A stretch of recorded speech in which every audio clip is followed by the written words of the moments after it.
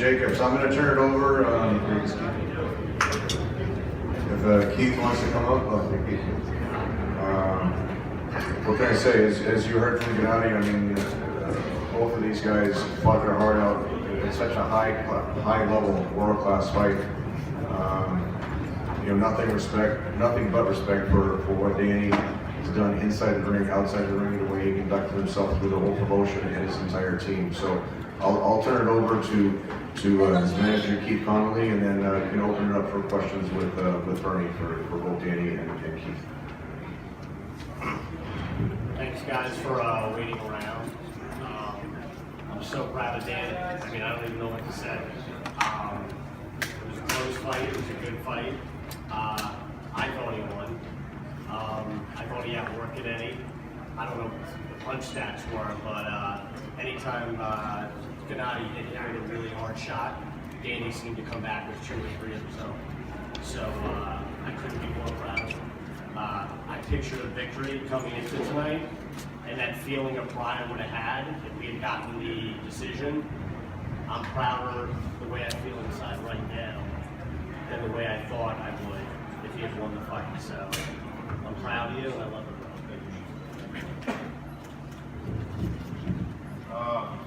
You guys have anything? No, talk to the people, Jay, please. Talk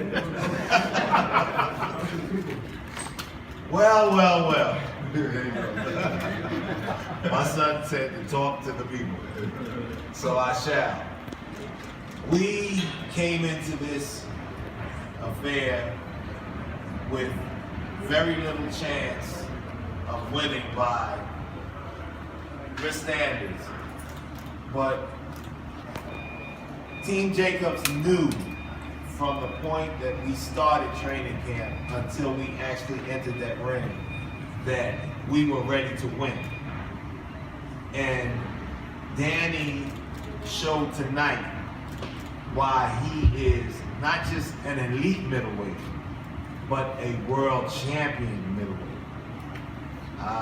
Keith just expressed the fact that he was really proud of him, but I don't think there's anybody in here as proud of Danny as I am. We've been on this quest for supremacy since he was 14 years old.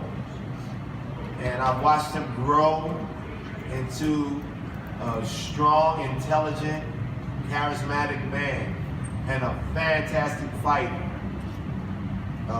They often say that great trainers are only great by the athletes that they work with. Tonight, my son made me great. I love him.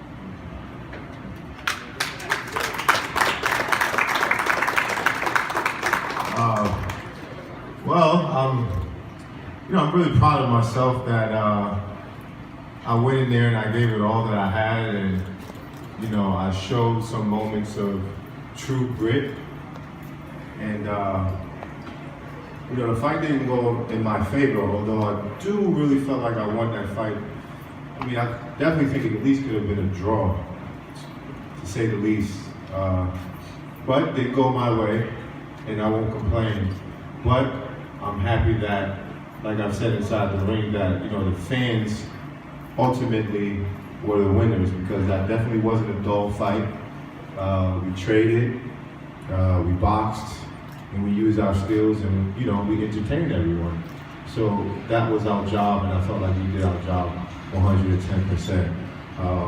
I'm grateful for this opportunity, and I know that with the performance that I had now, that it's not over for me, that the future is that much brighter, and we're going to continue to keep pushing. So thank you guys for all the support leading up to the fight, all the media coverage that we've had.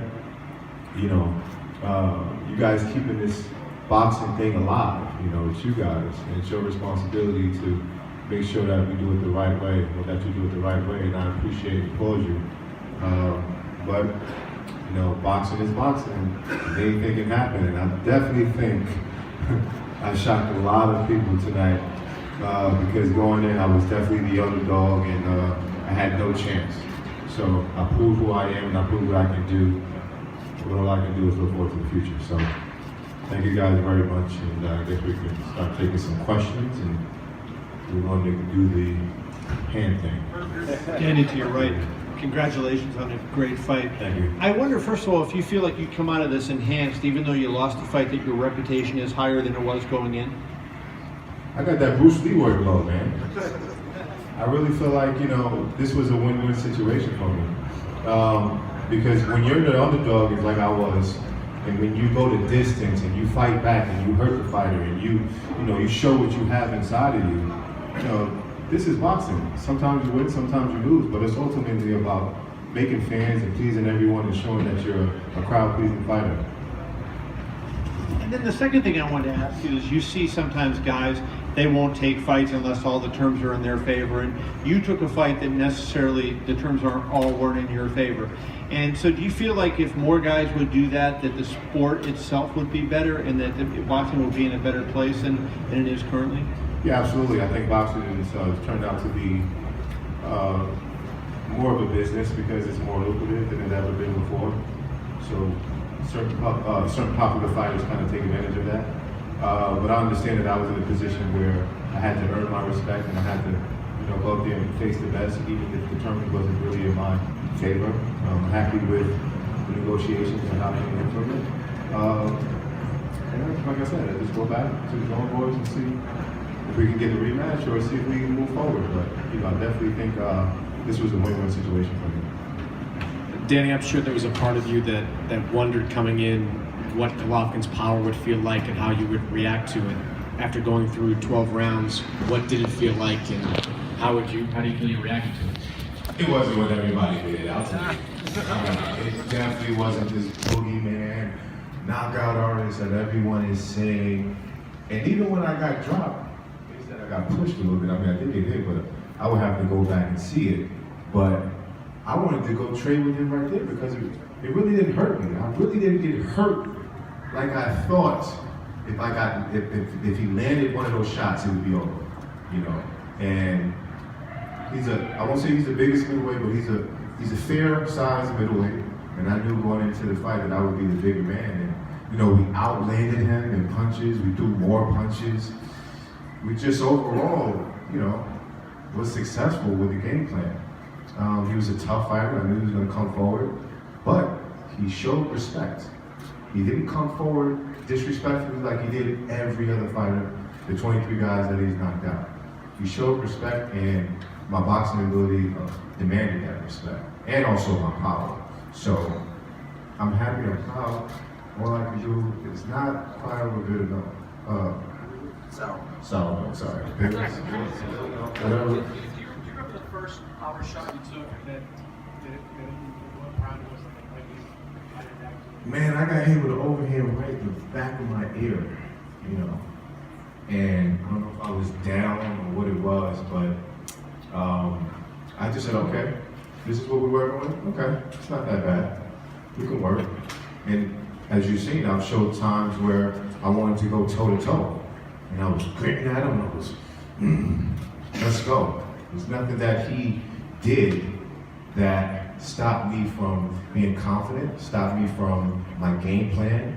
If anything, I just switched southpaw, and he's shown vulnerability there as well. I'm happy. I'm really happy with my performance. I want to go back and watch the tape to see, because I'm my biggest critic as well. So I'm really fair with if I lost, I lost. But in my heart, I really felt like I really didn't lose this fight. Danny, just to follow up on that, did I understand you say that you thought the punches would be harder before you got it because of everything that had been said? The way you guys make it seem like so. No, it wasn't. I was like, man, this guy is really the boogeyman. Did he really knock out guys with one shot? I was like, man. So this is what it's all about. When I got hit, I was like, okay. Even when I got knocked down, it was just like, let's go. I stood toe to toe right after I got knocked down. Is that why your confidence seemed to grow as the fight went on? Absolutely. When it's the unseen, you don't know. You have to plan. You have to be cautious. You have to do it round by round. That was our plan, was to win each round. We'll do it cautiously, not go in there reckless and just because I had knockouts as well, go in there and try to stop the guy. So, it's all good. And Danny, when you talk about the respect that he had to show you, how much of it had to do with your hand speed making it tough for him to stay inside where he normally does? I think it was the hand speed a lot. I'm not sure which one it was the most, the power or the hand speed. But I did land sometimes at will with my jab, and especially when I was southpaw. I mean, at times he really couldn't touch me. But I'm not sure if the judges seen him throwing harder shots or however they were judging it. But at the end of the day, I'm happy with my performance. If we can do it again, I would love to. Yeah, I mean, if you ever seen him fight a southpaw, he's always showing vulnerability. Casino Monroe, this guy named Ivan Gardner, that really showed me some flaws in him. And I was just like, I'm really good at switching southpaw, so, you know, let's go in there and switch it up and confuse him. And that's exactly what I felt like we did. One thing about that, Danny, with the southpaw stance, while I asked Hold on, did you think I won then? I had to fight 115 to 112 for Triple G. Oh, jeez. But you fought a hell of a fight. Guys got hard. I guess I should have asked him. I should have asked somebody like that. One of my fans, I probably should have. Go ahead, Derek. I love you anyway. Thank you, brother. No, but if it was working so well at southpaw, why didn't you stay there? You'd only did it a couple of times and for kind of short stretches earlier in the fight. Did you think about staying there much longer because you say you saw the flaws? Yeah, well, you know, the game plan was to not stay southpaw. The game plan was just confusing. And I do southpaw very well as orthodox, so that's why it probably wasn't the best idea to stay southpaw. But I mean, you've seen him missing, you've seen him not really being able to land, especially those hard right hands that he normally throws. So, yeah. One other question then. A lot of the discussion about has been about how you took Gennady Golovkin's punching power and it wasn't as much as you thought it might be. My question for you is, do you feel like you landed your best punch on him, and what was your thought and how he reacted to your punching power? Because your power was a little bit downplayed coming in because of the knockout streak that was so much greater than the one you were working on. I definitely thought I hurt him maybe 2 times in the fight. Not hurt him enough to where he'll go down, but I definitely seen him back up, and when I hit him with a body shot, a hard body shot, I heard him go, ugh. You know, so, I mean, he's a man. And when I was looking at him, the face-off, that's all I seen. I didn't see anything that you guys made him out to be. I seen a man that could be hurt, and that's what the mentality that I had going inside that ring. Danny, how important was it for you? I know you rehydrated to maybe well above 170. Did that extra weight help you accomplish, take those punches a little bit more effectively? One would know. I probably have no idea. I just know that I'm a big middleweight. And I know he's not the biggest middleweight, even though he's a big puncher. Really didn't seem to hurt me that much. I don't know if the nutrition played a part, but we lost the weight very well. Chris Algieri helped me out and did a very, very good job of making sure that we weren't drained, like maybe some of the previous fights we had before. And we hydrated properly, make sure we can put our best foot forward.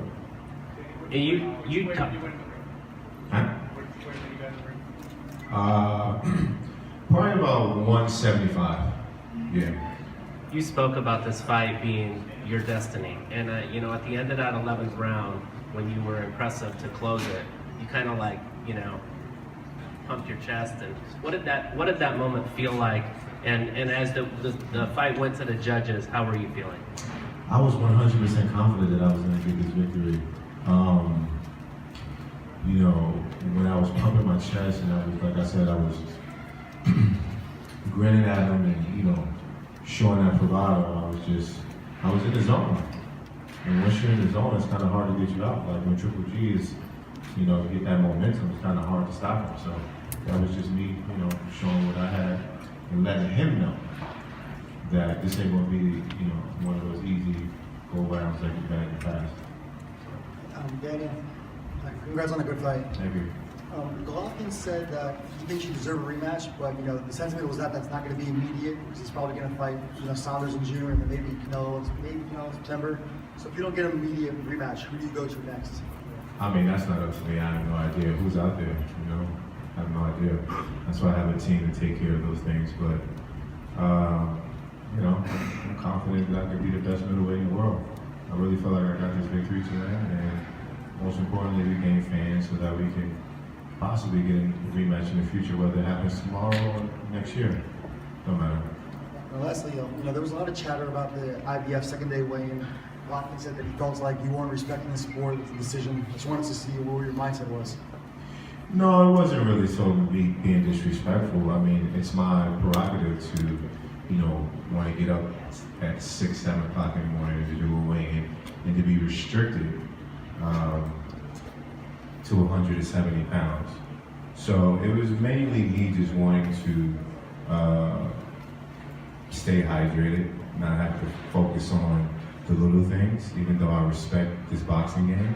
I respect all sanctions and the ruling, but for me, I really wanted to focus on this fight, and we had a game plan, and we wanted to make sure, we use our size and we have the best possible nutrition that we can.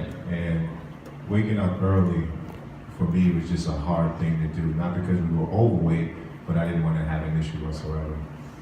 Keith, Danny, Andrew, we're going to let you guys get out. It's about 3 o'clock in the morning. Oh, So is it? thank you very much for your All right, time. thank you, guys. Congratulations on a great Yeah, promotion. very much. Great fight.